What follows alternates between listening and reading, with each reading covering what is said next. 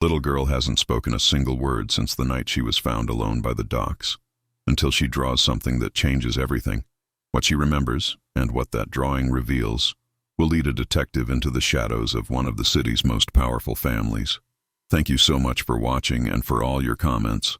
Let me know at the end if you like the story, and where you're watching from and why you're following this. The rain fell in steady sheets over Boston that October evening in 1892, turning the cobblestone streets into mirrors that reflected the amber glow of gas lamps.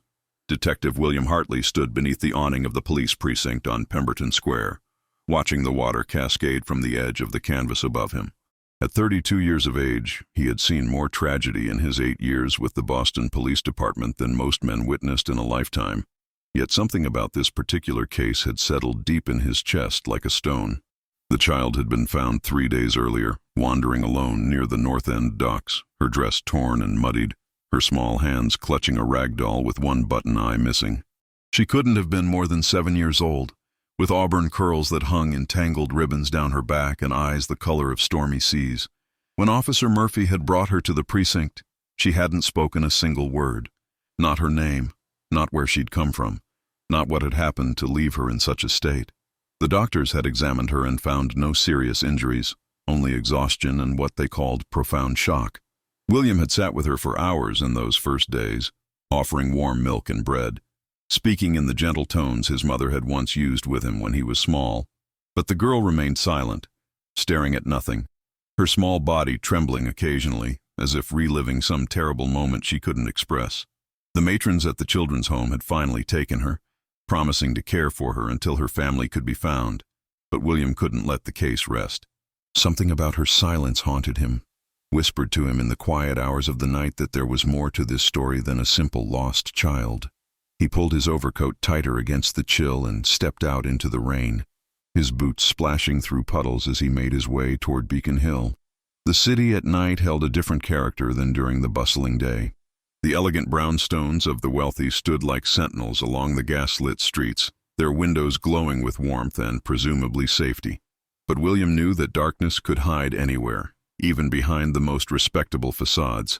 His destination was the Thornfield Home for Displaced Children, a stately 3-story building that had once been a merchant's residence before being converted to its current charitable purpose. The home was run by the Ladies' Benevolent Society, a group of wealthy Boston matrons who took their Christian duties seriously.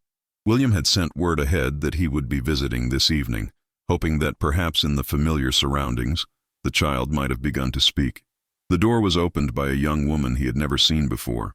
She was perhaps 26 or 27, with dark, honey-colored hair pinned up in a simple but elegant style.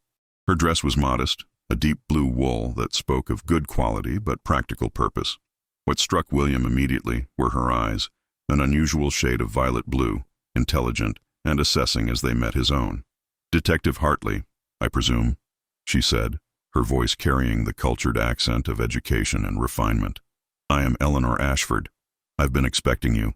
Please come in from the rain." William removed his hat as he stepped into the warmth of the entrance hall. The interior of the home was well maintained, with polished wooden floors and walls painted in cheerful yellows and soft greens. Children's drawings hung in simple frames along the corridor, and he could hear the distant sound of young voices singing somewhere deeper in the building. "Miss Ashford," he acknowledged, studying her with the same careful attention he gave to all new witnesses or persons of interest. "I had expected to speak with Mrs. Pemberton." "Mrs. Pemberton was called away to attend to a family matter," Eleanor explained, taking his damp coat and hanging it on a stand near the door.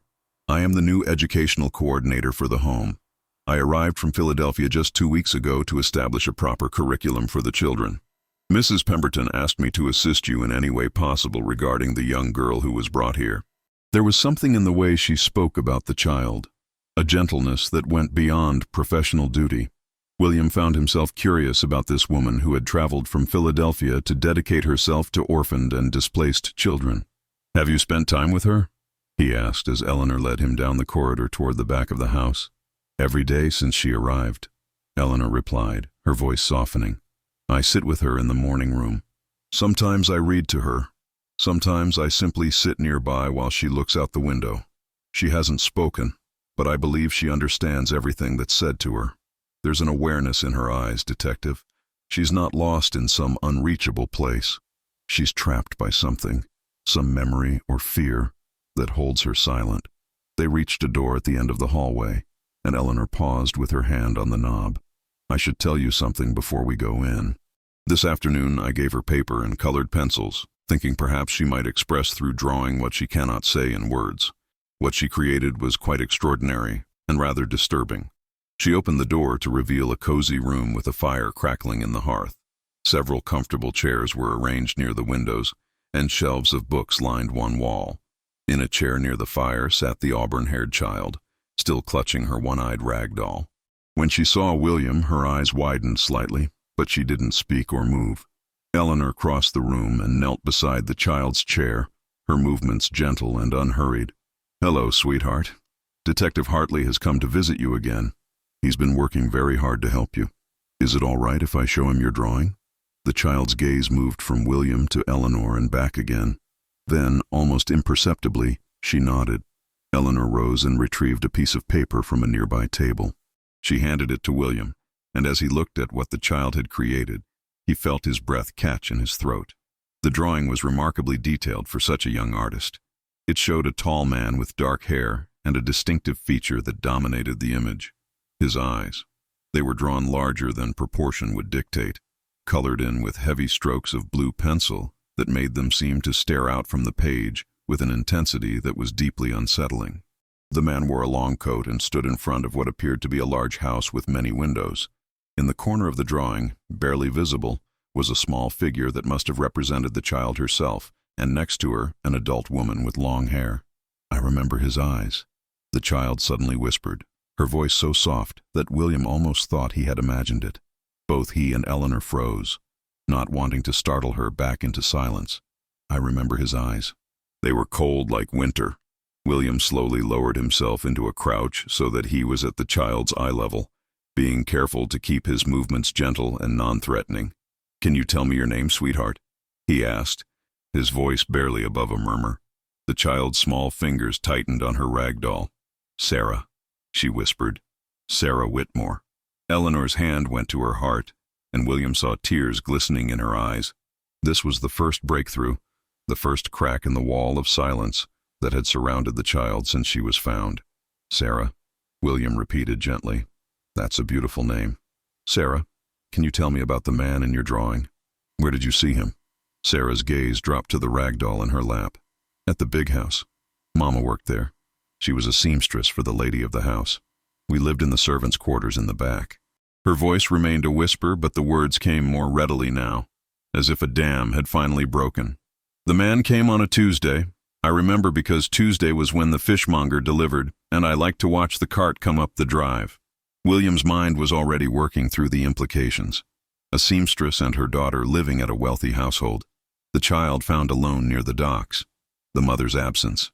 "Sarah, where is your mama now?" The child's face crumpled, and tears began to roll down her cheeks. "I don't know.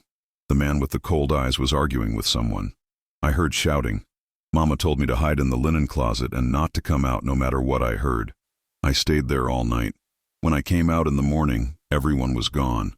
The whole house was empty.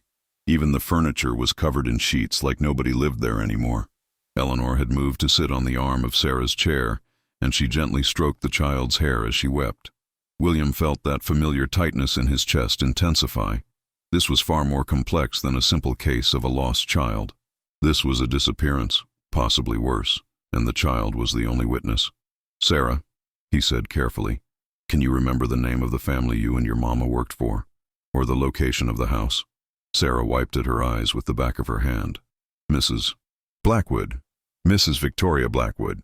The house was on Commonwealth Avenue, the one with the iron fence that had roses carved into the posts." William knew Commonwealth Avenue well.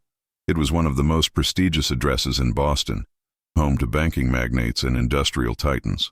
The Blackwood name rang a bell in his memory, something he had read in the society pages perhaps, but he would need to investigate further. "You've been very brave, Sarah," he said, rising to his feet. "I'm going to find out what happened to your mama. I promise you that." Eleanor walked him to the door while Sarah remained by the fire, now being attended by one of the other matrons who had heard the child finally speak. In the hallway, Eleanor's composure faltered slightly, and William saw the depth of emotion she had been holding back. That poor child, Eleanor said quietly. To have witnessed something so terrible and to have been alone in an empty house all night. I cannot imagine the fear she must have felt. You did well with her, William said, and he meant it. Getting her to draw was inspired. That image may be crucial to solving this case. Eleanor met his gaze, and in her eyes he saw a determination that matched his own. What will you do now, detective? I'll begin by investigating the Blackwood household, he replied. If what Sarah says is true, and the house was suddenly abandoned, there will be records, neighbors who saw something, servants who can provide information. Someone doesn't just vanish an entire household without leaving a trace. May I ask you something, Detective Hartley? Eleanor's voice took on a more hesitant quality. When you find answers, when you learn what happened, will you tell me? I've grown quite attached to Sarah in the short time she's been here. I would like to know that justice is served for her and her mother. William studied the woman before him. There was something in her manner that spoke of personal understanding, as if she herself had known loss or injustice. I will keep you informed, Miss Ashford. You have my word. As he stepped back out into the rain, William's mind was already formulating his plan of investigation.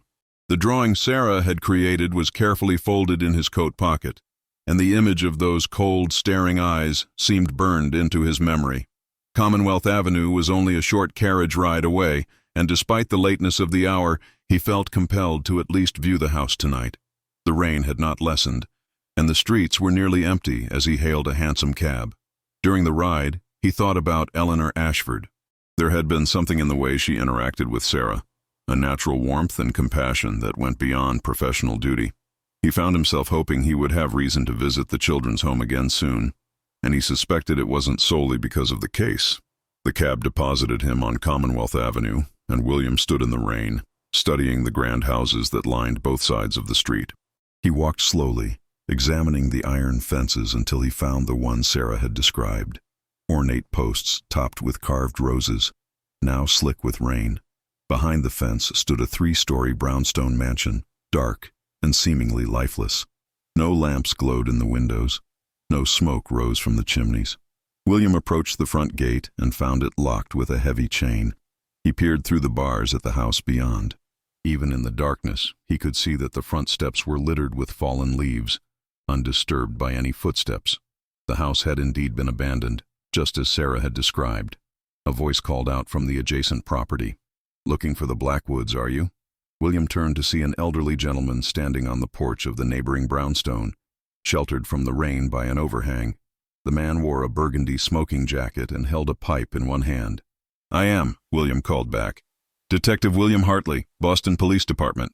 Might I have a moment of your time, sir?" The gentleman gestured for him to come over. "Theodore Winthrop," he introduced himself once William had climbed the steps to join him on the dry porch. "I've lived next to the Blackwoods for 15 years. Terrible business. What happened there?" "What exactly did happen, Mr. Winthrop?" William asked, pulling out his notebook. Theodore Winthrop took a long draw from his pipe, the tobacco glowing orange in the darkness. "Victoria Blackwood was a widow," he began, his voice carrying the weight of someone who had witnessed tragedy. "Her husband, Edmund Blackwood, died 5 years ago. He was in shipping, made a fortune in the China trade. After his death, Victoria lived quietly in that house with just a few servants. She was a kind woman, always generous to the church and to various charitable causes." William scribbled notes as the rain continued to fall around them. "When did the house become vacant?" "About 2 weeks ago, perhaps a bit more," Winthrop replied. "It was quite sudden. One evening there were lamps burning in the windows as usual, and the next morning the house was dark and silent. I thought perhaps Mrs. Blackwood had taken ill and gone to stay with relatives, but when I sent my man over to inquire, he found the place locked up tight with no one answering." "Did you notice anything unusual in the days before the house was abandoned? Any visitors? Any disturbances?" Winthrop's brow furrowed in thought. "Now that you mention it, there was a gentleman who visited several times in the week before the house went dark. Tall fellow, always arrived in the evening. He had a distinctive way of carrying himself, very rigid, almost military. My wife remarked that he had uncommonly pale eyes, almost colorless. She found them quite unsettling." William felt a chill that had nothing to do with the cold rain. "Did you ever learn this man's name?"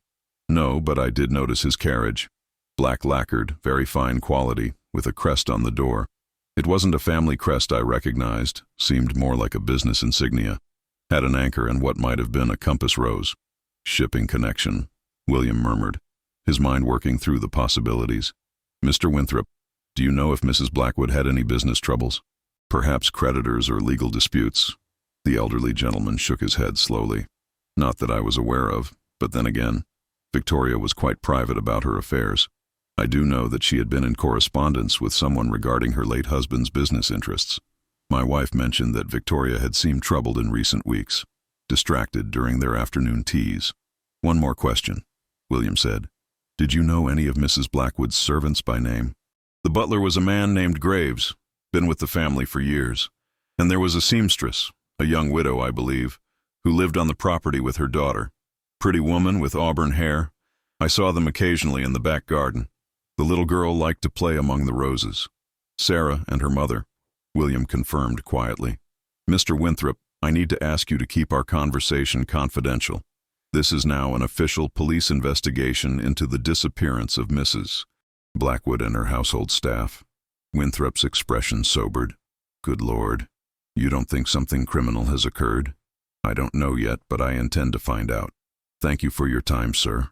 William returned to the precinct through streets that had finally begun to empty as the rain drove even the hardiest souls indoors. His clothes were soaked through, but his mind was racing too quickly to notice the discomfort. Back at his desk, he lit an oil lamp and began pulling files from the cabinet where records of shipping companies and prominent businessmen were kept. It took him nearly 2 hours, but he finally found what he was looking for, a business registry listing for Blackwood Maritime Imports, established 1868 by Edmund Blackwood. The company had been quite successful, importing silk, tea, and porcelain from China and Japan. After Edmund's death, the business had been sold to a maritime consortium headed by a man named Silas Thorne. William leaned back in his chair, rubbing his tired eyes. Silas Thorne. The name was familiar, though he couldn't immediately place why.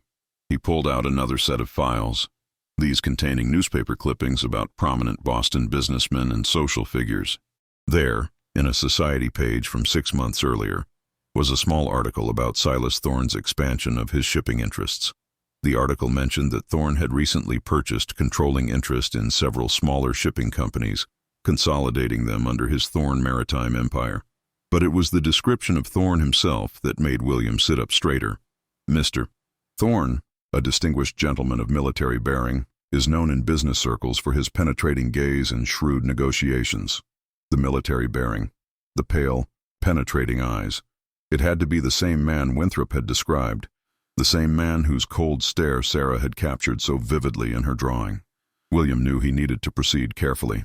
Silas Thorne was a powerful man with connections throughout Boston's business and political circles. Making unfounded accusations could destroy William's career and any chance of helping Sarah find her mother. He needed evidence, solid proof of wrongdoing. The clock on the wall showed midnight when William finally left the precinct. The rain had slowed to a drizzle and a fog was rolling in from the harbor, giving the streets an ethereal quality. He walked slowly toward his boarding house on Pinckney Street, his mind still churning through the details of the case. Sleep came fitfully that night, filled with dreams of Sarah's frightened face and those cold eyes staring out from her drawing. When dawn finally broke gray and misty over Boston, William rose and dressed with purpose. He had a plan forming, but he would need help, and he knew exactly who to ask. By 8 o'clock, he was back at the Thornfield home for displaced children. The morning matron seemed surprised to see him so early, but directed him to the morning room where Eleanor Ashford was conducting lessons with several of the children. Through the doorway, he could see her standing at a chalkboard, her voice animated as she explained something about geography. Sarah sat among the other children, her rag doll on her lap, actually paying attention to the lesson. Eleanor glanced up and saw William in the doorway. She said something to the children, then stepped out into the hallway, closing the door softly behind her. "Detective Hartley," she said, and he noticed the slight flush that colored her cheeks. "I didn't expect to see you so soon. Has something happened?" "I've made some progress in the investigation," he said quietly, conscious of the children nearby. but I need to ask for your help with something unusual, and I'll understand completely if you decline." Eleanor's violet blue eyes searched his face. "What kind of help?" "I need to speak with Silas Thorne, the man I believe Sarah saw at the Blackwood house, but I can't approach him directly without alerting him that he's under investigation. However, if I had a reason to be in his social circle, if I were attending a function where he might also be present, I could observe him, perhaps engage him in casual conversation." "And you need someone to accompany you to such a function," Eleanor said, understanding dawning in her expression. "There's a reception tomorrow evening at the Vendham Hotel," William continued. "It's a charity benefit for the Boston Seamen's Aid Society. Thorne will almost certainly be there, given his business interests. I received an invitation months ago in my capacity as a police detective, as the department often supports such charitable causes. If you would consent to accompany me as my guest, it would provide the perfect cover for my investigation." Eleanor was quiet for a moment, and William found himself hoping she would agree for reasons that went beyond the case. There was something about her presence that had occupied his thoughts since their first meeting, a combination of intelligence, compassion, and quiet strength that he found deeply compelling. "I would need to make arrangements for someone to stay with the children tomorrow evening," Eleanor said slowly, "and I confess I don't have anything appropriate to wear to such a grand affair. My wardrobe is suited to teaching, not social events at the Vendôme." "I would be happy to advance you funds for a suitable dress," William offered quickly. "Consider it a police expense, as you would essentially be assisting in an official investigation." A small smile played at the corners of Eleanor's mouth. "You're quite determined, aren't you, Detective? When it comes to helping a frightened child find her mother, yes, I am." Eleanor's smile faded, replaced by a look of resolve that matched his own. "Then I accept, but not because of any dress or expense account. I accept because Sarah deserves to know what happened to her mother, and if I can help make that happen, then I will." "Thank you, Miss Ashford," William said, and he meant it with an intensity that surprised him. "Eleanor," she corrected gently, "if we're to attend a social function together, perhaps we should dispense with such formality, and I shall call you William, if that's acceptable." "Very acceptable," he replied, feeling an unexpected warmth spread through his chest, despite the cool morning air. They made arrangements for him to call for her at 6 o'clock the following evening. As William left the children's home, he found himself thinking less about Silas Thorne and more about how Eleanor's eyes had lit up when she smiled, how her voice softened when she spoke about the children, how perfectly natural it had felt to stand close to her in the quiet hallway. He shook his head, trying to focus on the investigation. There would be time to examine these unexpected feelings later. For now, he needed to prepare for tomorrow evening and gather as much information about Silas Thorne as possible. The rest of that day was spent in the records office of the Boston Commercial Registry and at the offices of the harbor master, where William discovered several interesting facts about Thorne's business dealings. The man had indeed purchased Blackwood Maritime Imports, but the sale had been contentious. There were letters from Victoria Blackwood's solicitor questioning certain terms of the agreement and suggesting that Mrs. Blackwood had been pressured into the sale. William also learned that Thorne had a reputation for ruthlessness in business. Several smaller shipping companies had been driven to bankruptcy shortly before Thorne acquired them at reduced prices. There were whispers of intimidation tactics and mysterious accidents befalling those who opposed him, but nothing that had ever been proven in court. By the time William returned to his boarding house that evening, he had a clearer picture of the man he was dealing with. Silas Thorne was dangerous, powerful, and apparently willing to use any means necessary to expand his business empire. If Victoria Blackwood had somehow stood in the way of that expansion, if she had threatened to expose something about Thorne's methods or the sale of her late husband's company, then she and her household would have been obstacles to be removed. The next evening arrived with surprising swiftness. William dressed carefully in his best suit, a dark charcoal wool that he usually reserved for court appearances and formal police functions. He spent more time than usual ensuring his collar was properly starched and his tie neatly knotted. His landlady noticed and made a comment about him looking particularly fine, which he deflected with a non-committal reply. When he arrived at the Thornfield home, Eleanor was waiting in the entrance hall, and the sight of her took his breath away. She wore a gown of deep emerald silk that brought out the unusual color of her eyes. Her honey-colored hair was arranged in an elegant upswept style, with a few soft curls framing her face. She looked every inch the refined lady, yet there was still that same warmth and intelligence in her expression that had drawn him to her from the start. "You look beautiful," William said, the words escaping before he could consider whether they were too forward. Eleanor's cheeks colored becomingly. "Thank you. And you look quite distinguished yourself, Detective. Shall we?" The carriage ride to the Vendôme Hotel was filled with conversation that flowed easily between them. Eleanor told him about her work in Philadelphia before coming to Boston, about her own childhood as the daughter of a professor of literature who had encouraged her education in an era when many thought advanced learning wasted on women. William found himself sharing things he rarely spoke of: his own mother's death when he was young, his decision to join the police force against his father's wishes, his belief that justice should protect the vulnerable and hold the powerful accountable. "That's why you became a detective," Eleanor said, understanding clear in her voice. "You wanted to be the kind of man who stands between the weak and those who would harm them." "Perhaps," William acknowledged, "though I don't always succeed as well as I'd like." "But you try," Eleanor said softly. "That counts for more than you might think." The Vendôme Hotel blazed with light as they arrived, its grand facade illuminated by hundreds of gas lamps. Well-dressed men and women ascended the steps, their jewels glittering, their laughter carrying on the crisp autumn air. William offered Eleanor his arm, and together they entered the glittering world of Boston's social elite. The ballroom was magnificent, with crystal chandeliers casting prismatic light across the polished floor. A string quartet played in one corner while waiters circulated with champagne and delicate hors d'oeuvres. William scanned the crowd, looking for the man he had come to observe. "There," Eleanor murmured quietly, her eyes fixed on a tall figure near the far end of the room. "The gentleman speaking with the mayor. Is that him?" William followed her gaze and felt his pulse quicken. Silas Thorne stood with his back partially to them, but even from this distance, William could see the military bearing Winthrop had described, the rigid posture that spoke of absolute self-control. As they watched, Thorne turned slightly, and William caught a glimpse of his profile. Sharp features, silver-gray hair swept back from a high forehead, and eyes that even across the crowded room seemed to hold a cold, calculating quality. "That's him," William confirmed quietly. "We need to get closer, but we must be careful not to appear too interested. We're simply two guests enjoying a charity benefit." They moved through the crowd gradually, pausing to admire the elaborate floral arrangements and to accept glasses of champagne from passing waiters. William introduced Eleanor to several acquaintances from the police department and the courts, establishing their presence as perfectly natural and unremarkable.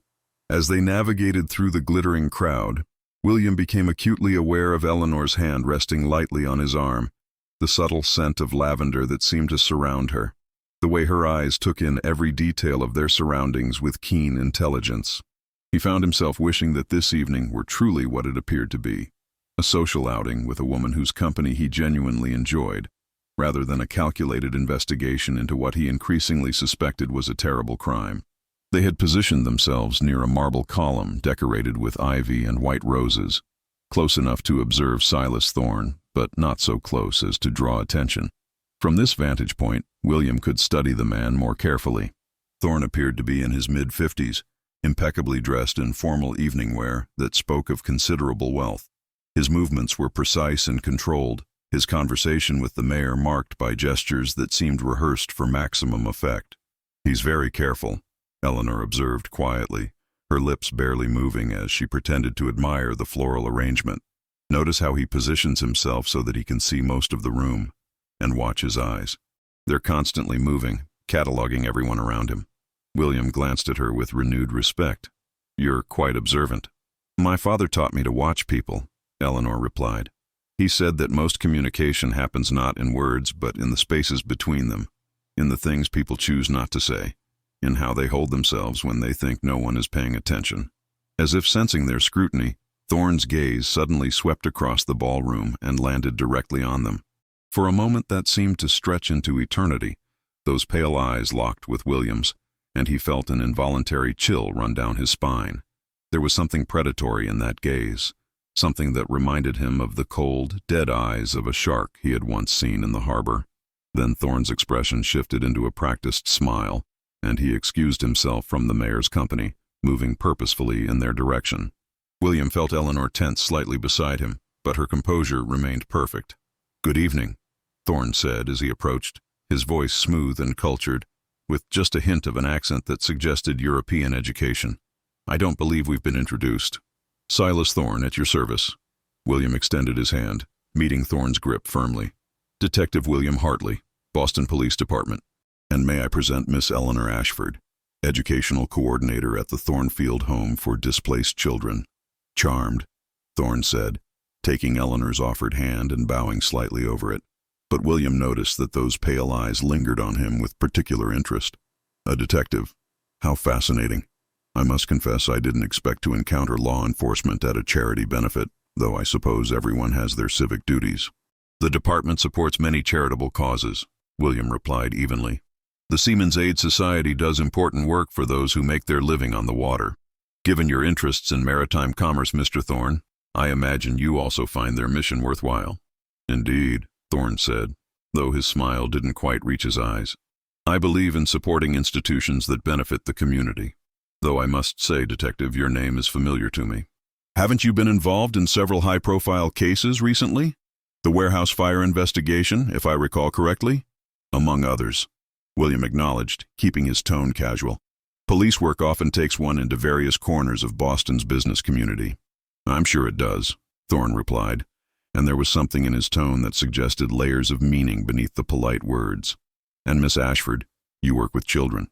How admirable. The Thornfield home has an excellent reputation. We do our best to provide safety and education for children who have nowhere else to turn," Eleanor said, her voice steady despite the intensity of Thorne's regard. "Many of our children have experienced terrible losses and traumas. We try to give them hope for a better future. Trauma can be a difficult thing to overcome," Thorne said, and William thought he detected something darker in the man's expression. "Sometimes the past is best left buried, don't you think? Constantly revisiting painful memories can prevent healing. Or," Eleanor countered gently but firmly, "understanding what happened can be the first step toward genuine recovery. Ignoring wounds doesn't make them heal. It simply allows them to fester beneath the surface." A flicker of something, annoyance perhaps, crossed Thorne's face before his practiced smile returned. "A philosophical difference, it seems. Tell me, Detective Hartley, what brings you to this particular event? Are you investigating something or simply enjoying an evening away from the demands of your profession?" The question was asked lightly, but William sensed the calculation behind it. Thorne was probing, trying to determine if there was any connection between William's presence here and his own activities. "Purely social," William replied with an easy smile. "Though I confess that one never entirely stops being a detective. Observation becomes habitual after a while. For instance, I couldn't help but notice your carriage when we arrived. The crest on the door is quite distinctive. An anchor and compass rose, if I'm not mistaken." He watched Thorne's reaction carefully, saw the minute tightening around the man's eyes, the slight stiffening of his posture. "You have a keen eye," Thorne said, his voice slightly cooler than before. "Yes, that's the insignia of Thorne Maritime. It represents my commitment to both stability and navigation through uncertain waters, both literal and metaphorical."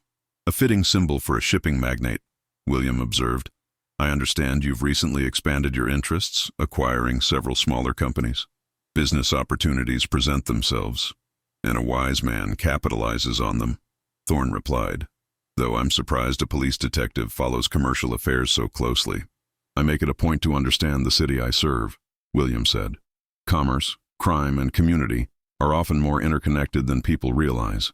The tension in the air between them had grown palpable, and William saw Eleanor glance between them with concern. Before the conversation could escalate further, a distinguished older woman in an elaborate gown approached their group. "Silas, there you are," she said, linking her arm through Thorne's possessively. "The committee chair has been looking for you. They're ready to begin the formal presentations." Thorne's expression smoothed into one of urbane politeness. "Of course, Margaret. Detective Hartley, Miss Ashford. It has been most enlightening to make your acquaintance. I do hope we have the opportunity to continue our conversation another time." As Thorne moved away with the woman, William felt Eleanor release a breath she seemed to have been holding. "That was him," she said quietly. "The man from Sarah's drawing. I could see it in his eyes. That cold, calculating quality. William, that child was terrified of him, and after meeting him, I understand why. Did you notice how he reacted when I mentioned his carriage?" William asked, guiding her toward a quieter corner of the ballroom. He became defensive, and his comment about the past being best left buried, that wasn't idle philosophy. He was warning us in his own subtle way. "What do we do now?" Eleanor asked, her hand tightening slightly on his arm. "Now we need proof," William said. "Suspicion and instinct aren't enough to bring charges against a man like Thorne. He's too powerful, too well connected. We need evidence that links him directly to the disappearance of Victoria Blackwood and her household staff." Eleanor was quiet for a moment, then her eyes brightened with sudden inspiration. "William, Sarah said she hid in the linen closet when the shouting began. If the house was abandoned so quickly, isn't it possible that something was left behind? Some clue or evidence that was overlooked in the rush?" William considered this, his mind racing through the possibilities. "The house has been locked up for weeks. Breaking in would require a warrant, which I can't obtain without probable cause. But what?" Eleanor prompted. "But if someone with a legitimate reason to be concerned about an abandoned property were to report suspicious activity, the police would be obligated to investigate," William continued, an idea forming. "Theodore Winthrop, the neighbor, mentioned that Mrs. Blackwood had been generous to the church and to charitable causes. If representatives from one of those charities, concerned about the welfare of a benefactress who had suddenly vanished, were to contact the authorities—" "The Thornfield home is one of the charities Mrs. Blackwood supported," Eleanor said, understanding dawning in her expression. "Mrs. Pemberton mentioned it just yesterday. Victoria Blackwood had been a regular donor for years." "Then it would be perfectly reasonable for someone from the home to express concern about her disappearance," William said. "And if the police were called to investigate those concerns, well, any evidence discovered in plain sight during a welfare check would be admissible." They left the reception shortly after, their minds already moving beyond the glittering ballroom to the dark, abandoned house on Commonwealth Avenue. In the carriage on the way back to the children's home, they sat close together, the intimacy of their shared purpose creating a connection that went beyond the professional. "Eleanor," William said as the carriage rolled through the foggy streets, "I need you to understand the risks involved in what we're planning. If Thorne suspects that we're investigating him, if he realizes that Sarah is a witness to whatever happened at that house, he could be dangerous." "I know," Eleanor replied, meeting his gaze steadily. "But I also know that a little girl is waiting for answers about her mother. I know that somewhere out there, Victoria Blackwood and her servants may need help that only we can provide. I'm not afraid of powerful men, William. I'm afraid of becoming the kind of person who turns away when someone needs help." In that moment, with the gaslight flickering across her determined face, William felt something shift in his chest, a realization that this woman had become far more important to him than he had intended to allow. She wasn't just assisting with an investigation. She had become someone he admired, someone he cared about, someone he wanted to protect, even as she demonstrated her own courage and conviction. "You're remarkable," he said quietly, the words escaping before he could consider their propriety. Eleanor's cheeks flushed, but she didn't look away. "And you, William Hartley, are perhaps the most genuinely good man I've ever met. In a city full of people who look the other way when faced with inconvenient truths, you choose to stand and fight for those who cannot fight for themselves. That's more than remarkable. That's heroic." The carriage came to a stop outside the Thornfield home, but neither of them moved immediately. The fog pressed against the windows, creating a cocoon of privacy in the lamp-lit interior. "Eleanor," William began, then hesitated, unsure how to express the feelings that had been building in him since their first meeting. "When this is over, when we've found answers for Sarah and brought whoever is responsible to justice, I would very much like to continue seeing you, not as part of an investigation, but as a man who has come to admire and care for a woman of extraordinary character and spirit." Eleanor's hand found his in the dim light of the carriage. "I would like that very much," she said softly. "Though I confess, I've been hoping you might say something of the sort. These past 2 days, working alongside you, seeing your dedication and compassion, I've found myself thinking thoughts quite unbefitting of a proper educational coordinator." William smiled, feeling a warmth spread through him despite the cold fog outside. "Perhaps we're both guilty of improper thoughts then." Their moment was interrupted by a knock on the carriage door. One of the matrons from the home stood on the steps, her face creased with concern. "Miss Ashford, thank goodness you've returned," the woman said as Eleanor stepped down from the carriage. "It's Sarah. She's had terrible nightmares all evening. She keeps crying out about the cold eyes and asking for her mama. Nothing we've done has been able to calm her." Eleanor and William exchanged a quick glance before hurrying into the house. They found Sarah in her small room, huddled in the corner with her rag doll clutched to her chest, her face streaked with tears. When she saw William, she scrambled to her feet and ran to him, wrapping her small arms around his legs. "The man with the cold eyes," she sobbed. "I dreamed he was here. He was looking for me. He said I shouldn't have hidden, that I saw things I wasn't supposed to see." William knelt down and gathered the trembling child into his arms, feeling the rapid beat of her heart against his chest. Eleanor sat beside them, gently stroking Sarah's hair. "Sarah, sweetheart," William said gently, "I need you to be very brave and tell me something. When you were hiding in the linen closet, when you heard the shouting, did you see what happened? Did you see the man with the cold eyes do something?" Sarah pulled back slightly, her tear-filled eyes meeting his. "I peeked through the crack in the door. I know Mama said not to, but I was so scared. I saw him.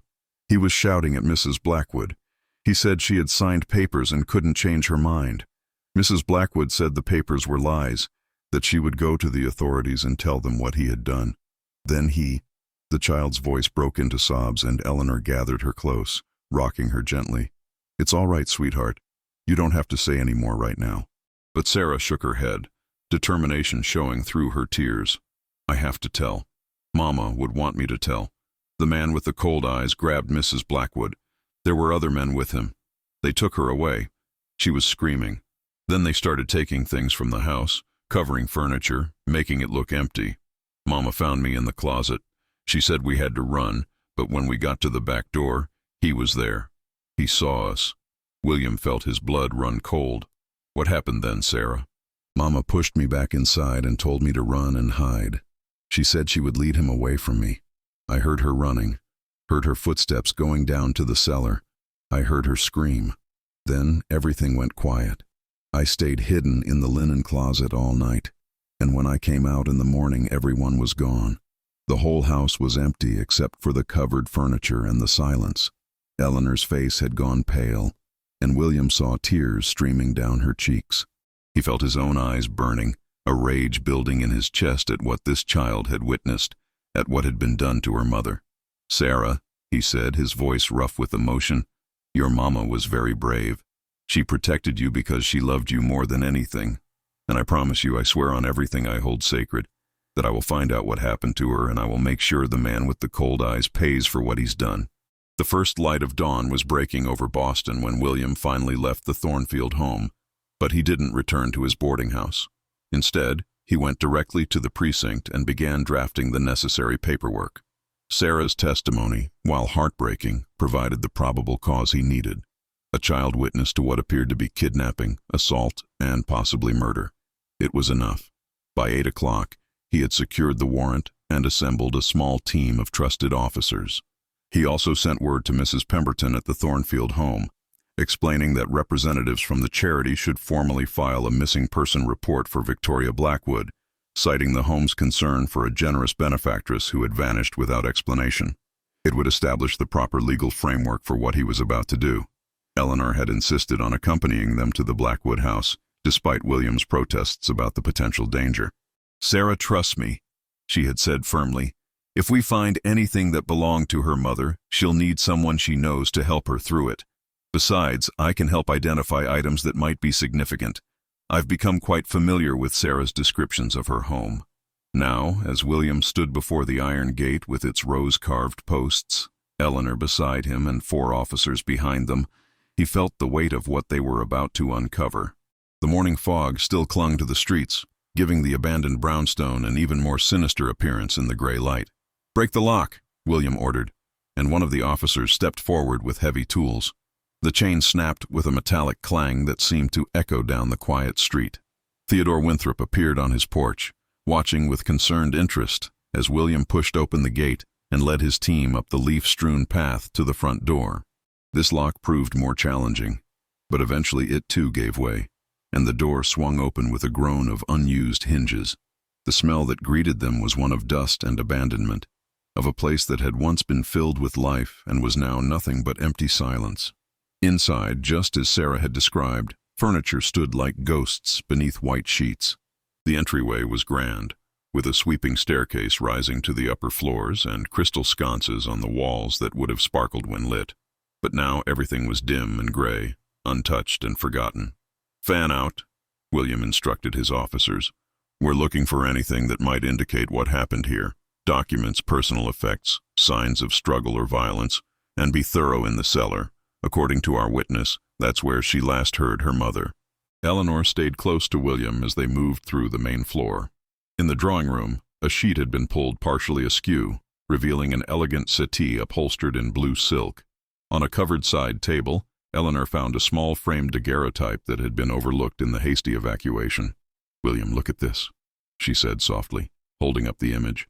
It showed a dignified woman in her 50s with kind eyes and an expression of gentle authority. "This must be Victoria Blackwood." William took the photograph carefully. "We'll keep this as evidence.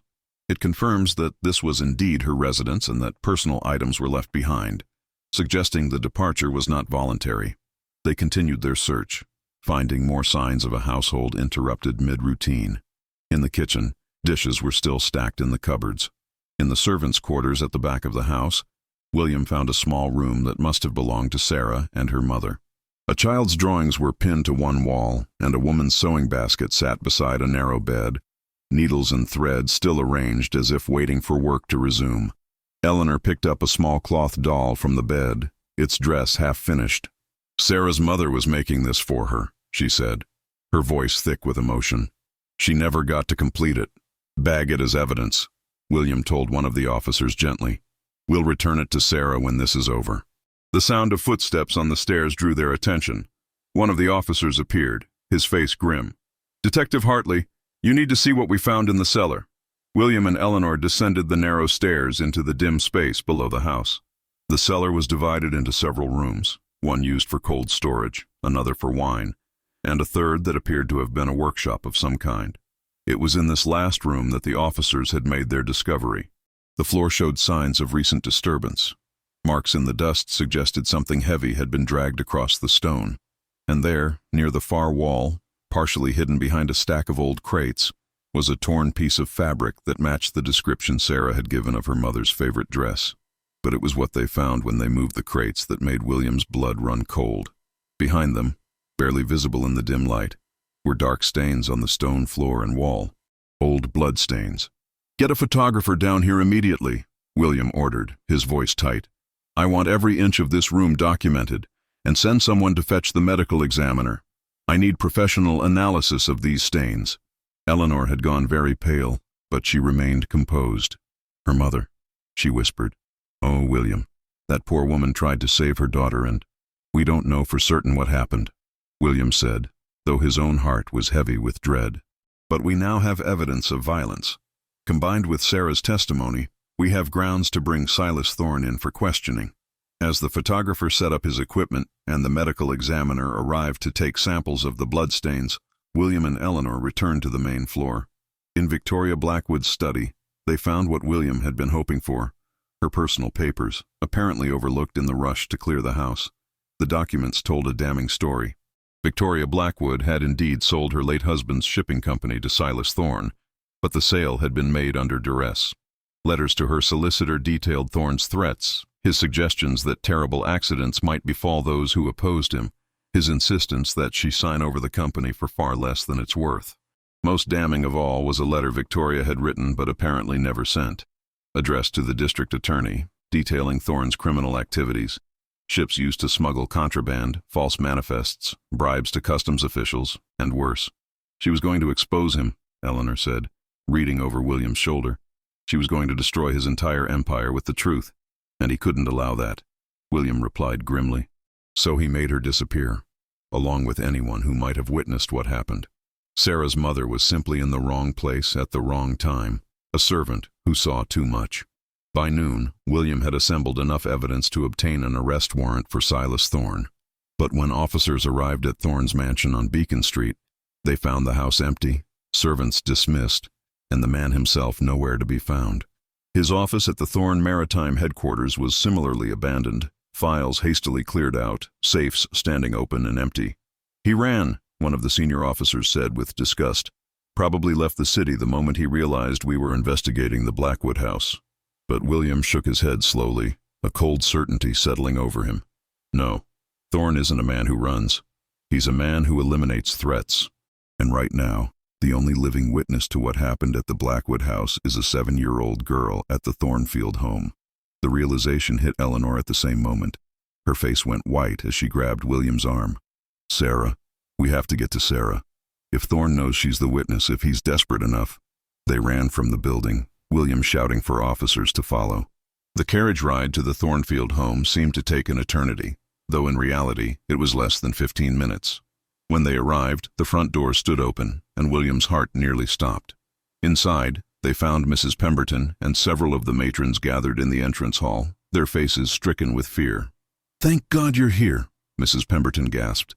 "A man came, perhaps 20 minutes ago. He said he was Sarah's uncle, that he had just learned of her situation and had come to claim her. He had official-looking papers. Before we could verify anything, he took her. One of the matrons tried to stop him, and he struck her.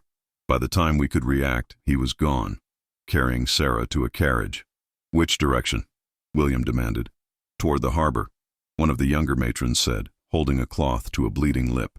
"I heard him tell the driver to go to Long Wharf." Here William turned to his officers. "Get every available man to the docks. Now, search every warehouse, every ship preparing to sail. Find that child." He and Eleanor rushed back to the carriage, racing through the streets toward the waterfront. The fog that had lifted during the morning had returned thicker than before, rolling in from the sea and turning the world into a gray maze. At the docks, the confusion was immediate. Dozens of ships were anchored, hundreds of workers loading and unloading cargo, and the fog made it nearly impossible to see more than a few yards in any direction. "We'll never find her in time," Eleanor said desperately. "There are too many places to hide, too many ships he could use to take her away." But William was scanning the wharf, his detective's instinct working through the problem. Thorne owns ships, but he can't use one of his own vessels without drawing suspicion. He'd need something anonymous, something that could leave port without notice. A smaller merchant ship, perhaps, bound for somewhere distant. He grabbed a dock worker who was passing. "Have any ships departed in the last 30 minutes? "Just one, sir," the man replied. "Small merchant vessel called the Poseidon's Gift. Sailed about 20 minutes ago, bound for Halifax according to her manifest. Left in a powerful hurry, though. Captain seemed eager to clear port before the fog got worse." William felt his blood turn to ice. Halifax, a British port where American law enforcement would have no immediate jurisdiction. If Thorne got Sarah onto a ship bound for Canada, they might never see her again. "There!" Eleanor suddenly cried, pointing toward a section of the wharf where several small boats were tied up. "That man boarding the tender. William, that's Thorne." Through the shifting fog, William caught a glimpse of a tall figure in a dark coat, his pale eyes visible even at this distance. And in his arms, struggling desperately, was a small girl with auburn curls. William ran, his feet pounding on the wet planks of the wharf. Behind him, he heard Eleanor's lighter footsteps and the heavier tread of the officers who had spread out across the docks. Thorne saw them coming and quickened his pace, practically throwing Sarah into the tender boat and shouting at the oarsmen to cast off. The boat was already pulling away from the wharf when William reached the edge. Without hesitation, he jumped, the gap of dark water yawning beneath him for a heart-stopping moment before he landed hard in the stern of the tender. The boat rocked violently, and Thorne staggered, losing his grip on Sarah. The child scrambled away from him, crying out as William pulled himself to his feet. Thorne's cold eyes blazed with fury as he reached into his coat and drew out a small pistol, the kind gentleman carried for personal protection. "You've been a persistent nuisance, Detective Hartley," Thorne said, his cultured voice now edged with rage. "I should have dealt with you at the reception, but I thought you were simply fishing, that you had no real evidence. I underestimated you." "It's over, Thorne," William said, positioning himself between the man and Sarah. "We found the Blackwood house. We found the blood. We have Victoria Blackwood's letters detailing your crimes. Even if you kill me now, even if you escape to Halifax, you'll be hunted for the rest of your life." "Perhaps," Thorne replied, his finger tightening on the trigger. "But at least I'll be free and wealthy, which is more than I can say for you." The gunshot cracked across the water, impossibly loud in the fog-muffled air. William braced himself for the impact, but it never came. Instead, Thorne cried out and dropped the pistol, clutching at his shoulder where blood was suddenly blooming across his expensive coat. William spun to see Eleanor standing on the wharf, a police officer beside her. The officer held a service revolver, still aimed at the tender boat. "Good shot, Miss Ashford," the officer said. "You pointed him out just in time." With Thorne wounded and disarmed, the oarsman quickly brought the boat back to the wharf. Officers swarmed aboard, securing Thorne in irons even as he cursed and struggled. William gathered Sarah into his arms, feeling her small body shaking with sobs. "It's over, sweetheart," he murmured into her hair. "You're safe now. You're safe." Eleanor was there the moment they reached the wharf, her arms enfolding both William and Sarah. "Thank God," she whispered. "Thank God you're both all right." The next hours passed in a blur of official proceedings. Thorne was taken to the hospital under guard, where his shoulder wound was treated before he was transferred to a cell. The district attorney himself came to take William's statement and to review the evidence. The case against Silas Thorne was overwhelming: kidnapping, assault, conspiracy, fraud, and the suspected murder of Victoria Blackwood and Sarah's mother, though their bodies had not yet been recovered. "We'll be searching Thorne's properties and questioning his associates," the district attorney assured William. "If Mrs. Blackwood and the servant woman can be found, we'll find them, and Thorne will hang for what he's done." It was evening before William and Eleanor finally returned to the Thornfield home with Sarah. The child had barely spoken since her rescue, clinging to William with a desperation that broke his heart.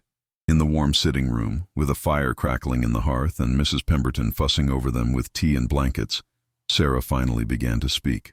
"Is my mama really gone?" she asked in a small voice, looking up at William with those storm-gray eyes. William knelt before her, taking her small hands in his. "I don't know for certain, Sarah. We're still searching for her, but I promise you that we will find the truth, whatever it is. And no matter what, you will never be alone again. There are people who care about you very much." Sarah's gaze shifted to Eleanor, who had sat down beside them. "Miss Eleanor cares about me," she said softly. "And so do you, Detective Hartley. I can tell." "We do," Eleanor confirmed, her voice gentle but firm. "Very much, and we're going to make sure you have a home and people who love you." Over the following weeks, the investigation continued to unfold. Thorne's empire crumbled as his criminal activities came to light. Associates turned on him, eager to save themselves. And finally, in a terrible discovery that nonetheless brought a form of closure, the bodies of Victoria Blackwood and Sarah's mother were found buried in a remote section of land that Thorne owned outside the city.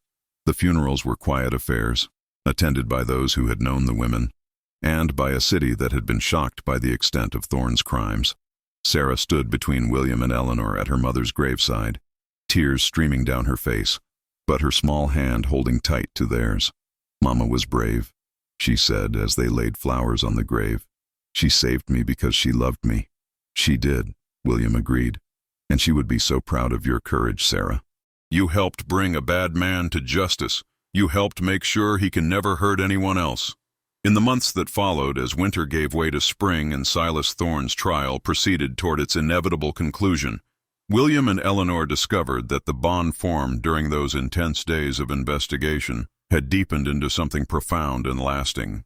They courted properly, with walks through the public garden, dinners at respectable restaurants, and long conversations about everything and nothing. Sarah, who had legally been placed in the care of the Thornfield home, spent increasing amounts of time with them both. William would visit several times a week, bringing small gifts and stories from his work. Eleanor continued her teaching duties but had become Sarah's primary caretaker, the child following her everywhere like a small shadow. One evening in May, as William and Eleanor sat in the garden of the Thornfield home watching Sarah play with several other children, William took Eleanor's hand in his. "I've been thinking," he said, his voice carrying a nervousness that was unusual for the typically composed detective, "about the future, about what kind of life I want to build." Eleanor turned to him, her violet blue eyes warm in the golden light of the setting sun.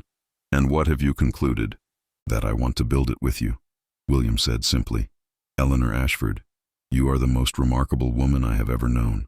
You are brave and compassionate, intelligent and kind.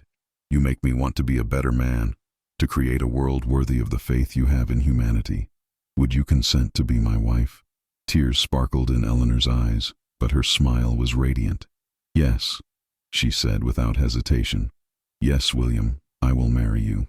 I think I've loved you since the moment you knelt down to speak with a frightened child at her level, showing more compassion and dedication than most people show in a lifetime. They married in June, in a simple ceremony at a small church on Beacon Hill. Sarah served as their flower girl, her face bright with joy as she scattered rose petals before them. Mrs. Pemberton and the staff of the Thornfield home attended, along with William's colleagues from the police department and Eleanor's friends from her teaching circles. But the most important moment came after the ceremony, when William and Eleanor knelt before Sarah together.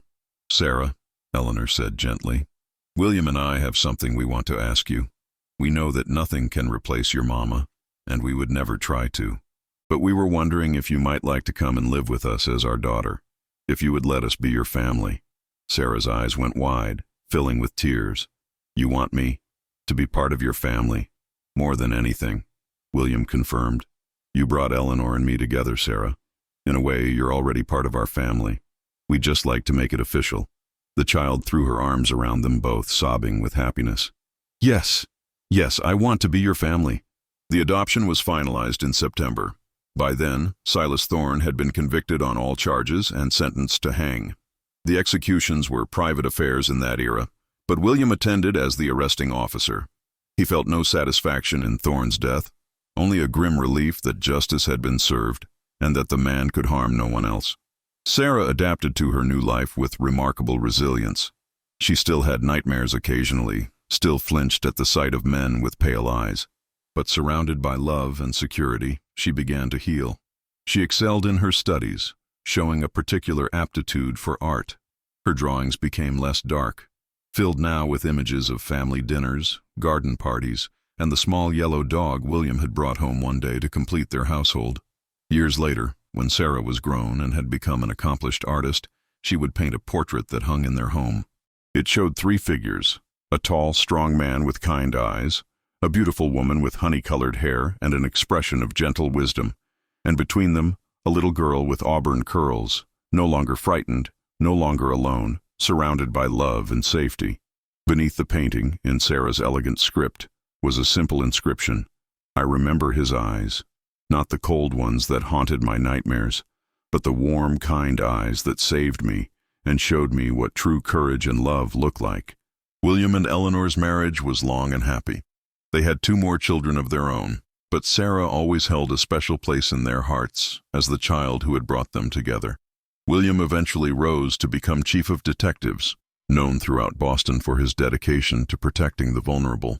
Eleanor expanded the educational programs at the Thornfield home and eventually opened a school of her own, where children of all backgrounds could receive quality education. On quiet evenings, when the children were asleep and the house was peaceful, William and Eleanor would sit together on their porch, her hand in his, and remember the fog-shrouded days when their lives had intersected through tragedy and had been transformed by love. "Do you ever regret it?" William asked her once. "Taking on a damaged child, marrying a police detective, choosing this life instead of something easier?" Eleanor had smiled and squeezed his hand. "Not for a single moment. You and Sarah are the best things that ever happened to me. That frightened little girl taught me what real courage looks like, and you showed me what it means to love someone with your whole heart. This life, our life together, is more than I ever dreamed possible." And in the room above them, Sarah slept peacefully, her rag doll with its one-button eye tucked safely beside her, her dreams filled not with cold eyes and fear, but with the warm certainty of being loved and safe. The trauma of her past had not been erased, but it had been transformed into something beautiful, a family forged not by blood, but by choice, by courage, and by the unshakable belief that even in the darkest moments, love could still find a way to light the path home. The case of the Blackwood disappearances became one of the most famous in Boston's history, a cautionary tale about the dangers of unchecked power, and a reminder that justice, though sometimes delayed, could still prevail when brave souls were willing to stand against darkness. But for William, Eleanor, and Sarah, it was something much more personal, the beginning of their story, the moment when 3 lost souls found each other and created something precious from the ashes of tragedy. And when Sarah grew old enough to understand the full story of her rescue, she would tell her own children and grandchildren that she remembered those terrible days not for the fear and loss, but for the moment when a kind detective with warm eyes knelt down to speak with her at her level, and a compassionate teacher held her hand through the darkness. And together they showed her that even when the world seemed cold and cruel, there were still people willing to fight for what was right, to protect the innocent, and to love unconditionally. That was the legacy of the Blackwood case.